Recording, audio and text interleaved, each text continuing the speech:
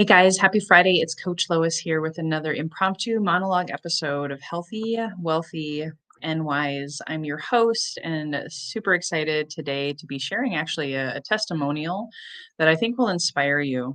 These episodes are designed to help encourage you, inspire you, and equip you to live your best health, your best wealth, and your best wisdom. And I'm so grateful for this testimonial today because it actually encompasses health and wealth. And again, wealth to me isn't just about money, it's about relationships, it's about presence, it's about really living an abundant life in so many facets, whatever that means for you. It's different for everyone, and I think it also shifts and is different as we get older, as we get wiser. So, how many of you have ever been addicted to social media, scrolling on your phone, even just your smartphone, text messages, notifications, email, noises? You just heard my actually, my phone just went off. I think that's kind of hysterical.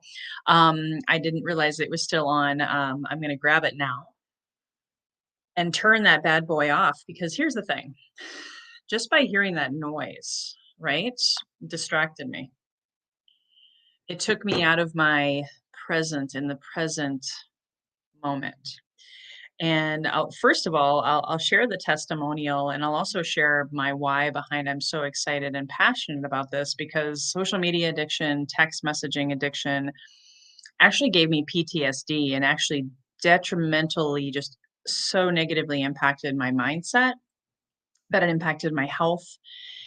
It impacted my ability to be engaged fully with life, first with myself and then with my family, then with my friends. You see the deal, right? It all starts as within, so without. So my client, her name is Micah.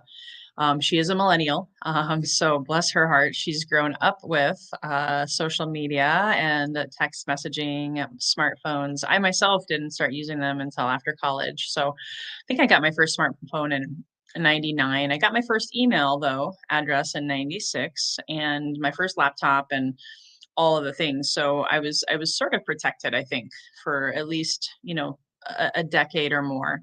But a lot of people, oh my gosh, it's such a mechanism, these things, and there's always more apps, there's always more, right? There's never enough. If you look at your phone or even the desktop of your computer or the different browsers that you open and how many different URLs do you have open at any given time, right? It can be all consuming. It can be so distracting and it takes up so much headspace. And so my client Micah came to me and she wanted to start going inward. She wanted to start healing. She wanted to heal anxiety. She wanted to be more focused because she recognized in her relationship with her partner at work, she wasn't always present and therefore it brought up anxiety. So we talked, we consulted. She microdosed with psilocybin every day for 30 days to again use the sacred plant medicine to go within and to rewire and rework the brain and the neurons and all of the science. I'm not going to go into the science behind psilocybin today. You can Google that. But the main idea was she wanted to decrease the anxiety. She wanted to be more present with herself and others. And I'm happy to report in 30 days, not only did she do all of that, she even got a pay raise. She even got a pay raise. So there was so many benefits. I wanted to chronologue her story and then ask, how does this apply to you? How does this apply to you, especially around any addictive behaviors?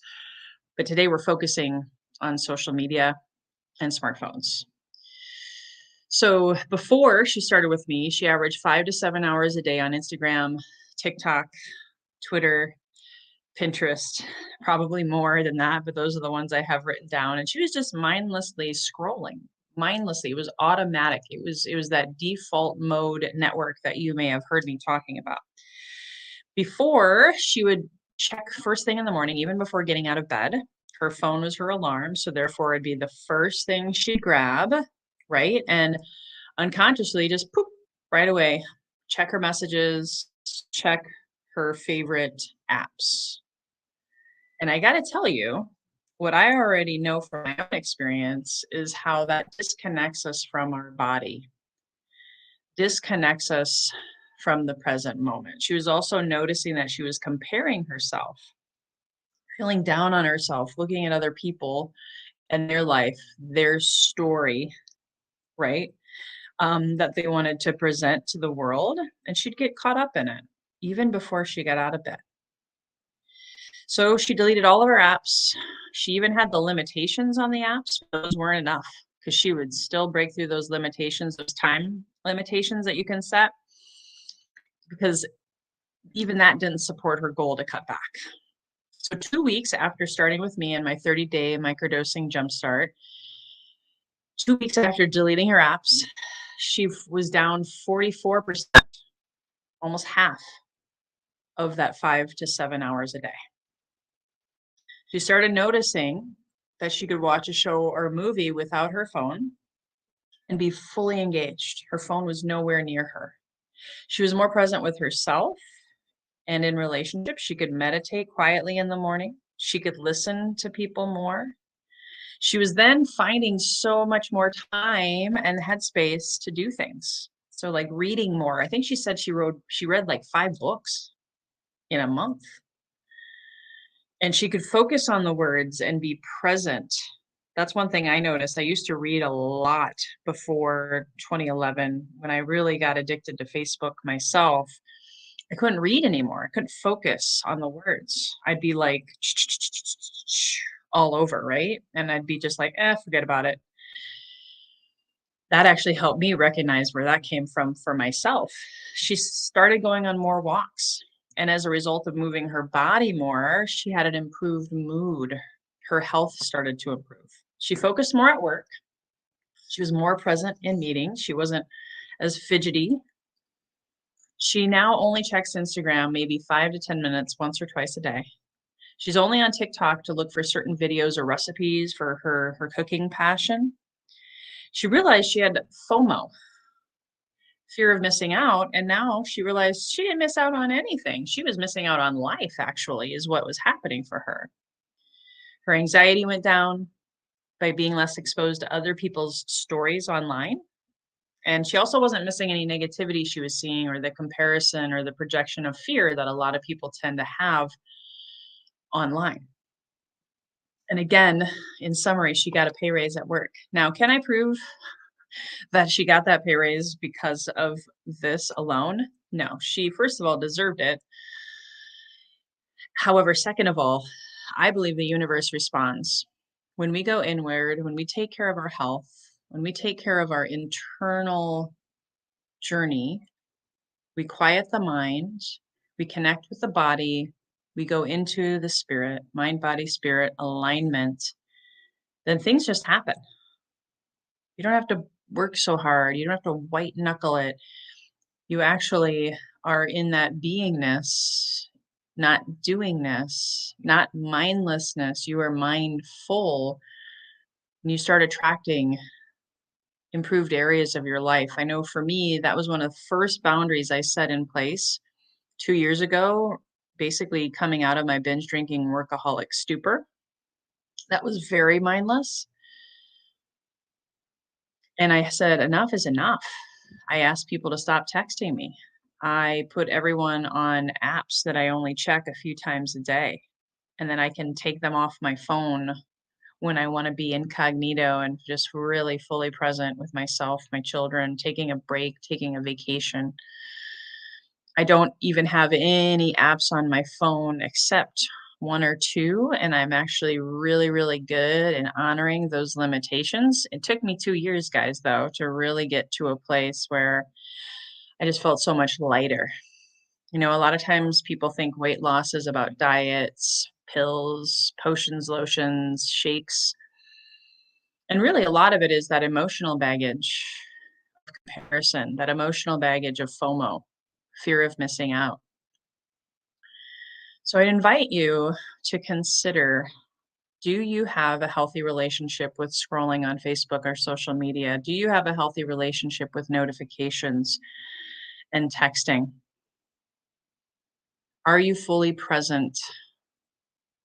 Are you mindful? Do you have enough headspace to connect with your heart space on a daily basis to really, really inspire and promote your health, promote abundance?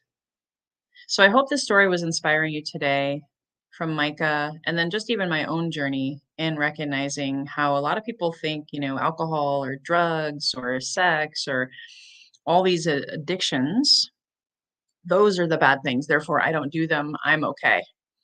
I'm here to tell you, I've seen thousands of people struggling with social media, scrolling, and smartphone addiction. And I honestly think that that is the elephant in the room, that what may be holding people back to living their best life. And for me, a lot of this actually aided and abetted my need, again, my need to reach for a drink, to work more, because my body was so out of alignment. My mind, my body, and spirit were so disconnected from each other. I couldn't be present. So the anxiety rose, and then I reached for other coping mechanisms. So I'll get off my soapbox. I hope again that this was encouraging to you. If you have any questions, please email me.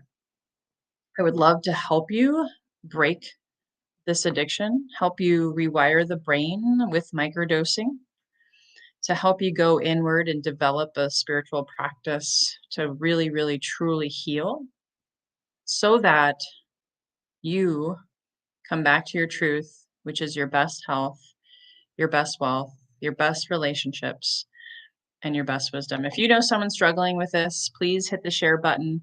And if you have any questions, go ahead and just email me, lois@loiscoffee.com, if you'd like a free consultation. I'll actually put that link also in the show notes here on YouTube, in iTunes, but otherwise email me, lois@loiscoffee.com. And maybe this could be your story in the next month or two. I wish you the best health, the best wealth, the best wisdom. Until our next show, I have a guest next week, Friday, that's going to knock your socks off. Have a great weekend.